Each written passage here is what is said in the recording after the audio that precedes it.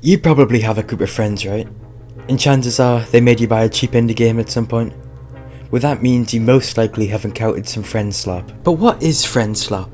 Well, the term Friendslop is a new popular phrase to describe a lot of indie co-op hits such as Lethal Company, Content Warning, Repo, and Peak. But why are these games called this, and more importantly, why is every Friendslop game so quick to take over the gaming space?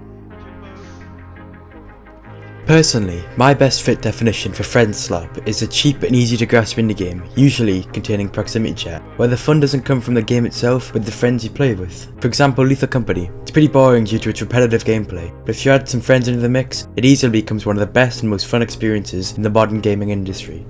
These games use the environment and items to create naturally funny moments that players can clip and share and turn your friend's suffering into a memorable moment. As well, most of the Friendslop games don't have an ending or goal. Most of them are in simple terms, how long can you survive, with features like Lethal's quota system or Content Warning's view system.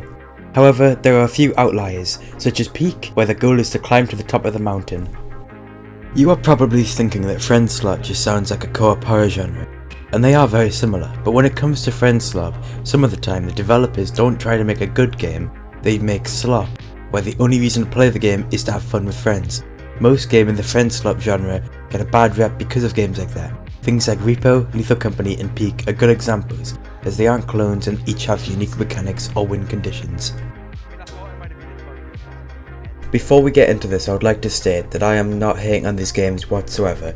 I'm just stating my opinion, and in fact I quite like these games. I've played a lot of Lethal Company, Content Warning, Repo, Gang Beasts, all them kind of games. But let's get back to the point.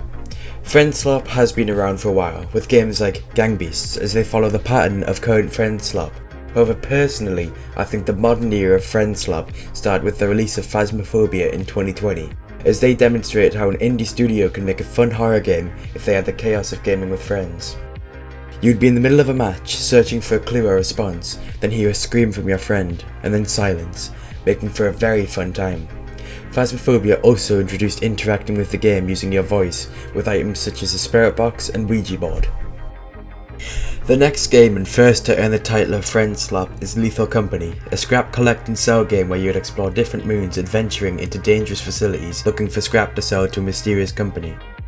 The company gave you an ever increasing quota, and if you didn't meet it, the run would end. Lethal improved on Phasmophobia's voice chat system, making the proximity better and making it so certain monsters could hear you, allowing for some very good moments with monsters, such as the eyeless dogs. This game on its own wasn't considered Friendslop at the time because it was a solo developer trying to make a good and unique game. However, some developers try to take this idea and copy it to make easy money. They would take the core mechanics and reskin them. For instance, Content Warning. It's basically Lethal Company if you're a YouTuber, as you go into a facility and record monsters to get views to meet a quota. Making the game in the genre as Lethal Company is one thing, but with Content Warning the mechanics are the same, the monsters are similar, the maps, they all feel the same.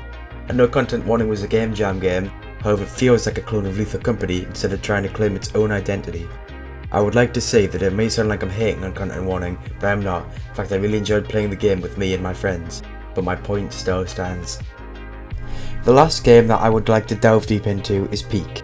This is the newest of the Friendslop games and is made by Landfall and Aggro Crab. You might have heard of the first studio, as they are notable for making games such as Totally Accurate Battle Simulator, Cluster Trucks, and you can't forget Content Warning. Similar to Content Warning, Peak was originally a game jam game and expanded to a full version later. Peak has took over the gaming world since its release in June, selling well over 10 million total copies. But what makes this game so different to the other slop games? I think the main thing that's important to mention is the two different development teams collaborating to make Peak, bringing their unique skills and ideas together. They also released a polished and unique game with mechanics like no other, focusing on being different while keeping the similar formulas such as the map changing daily, and of course the inclusion of proximity chat. Now let's move on to why every Friendslop game is so successful. I think they succeed because of two very smart marketing reasons by the developers, whether accidental or on purpose. The first point to be made is social media, as these games are extremely clippable, with extremely famous and funny examples such as the I Love song that someone sung in Repo, or the endless clips of the Wicked x Kanye West clips from Peak. The list goes on. These clips personally helped push me to buy these games. The second example is to do with FOMO, aka fear of missing out. As if you see 3 of your friends playing a fun and cheap co-op game and having the time of their lives. You don't want to miss out on that. Hence you buy the game even if you know you will only play the game for a total of a few hours. This has potentially generated these games hundreds of thousands of extra sales. Speaking of sales, the most important reason for the size is due to the cheap price. Most of these games range from £4 to £10, which most people would consider great in modern times, especially with AAA games getting more pricey every year. Another important factor which I did touch on briefly earlier was how most of them have no end. You just go until you die. This makes you not feel like it's over when you die, but instead like it's just beginning again. I think a way Peak deals with this is by adding a new map every 24 hours, and by also adding something you don't see in many of these games, and that's achievements. This keeps the players playing longer until they have completed all the achievements. But the main question is Friendslop bad for gaming? Simple answer is no. However, I believe we need more life into the genre, with games like Peak and Repo being a good example. They shape the core ideas into something greater than the games before it. Too many devs are scared to take this leap of faith, but it works very well so far. Eventually people will get bored of games like Lethal, so if you never add anything new to the genre it will eventually fall off, and heavily at that. Friendslop is a great thing for the industry, giving indie developers the chance to outsell large companies while giving the players endless hours of fun for less than a meal at a restaurant. It brings life and passion back into these games, and I hope it doesn't die anytime soon. Thank you guys so much for watching if you made it this far. This is my first video, so it might not be the highest quality, but I hope you guys did enjoy. Thank you for watching.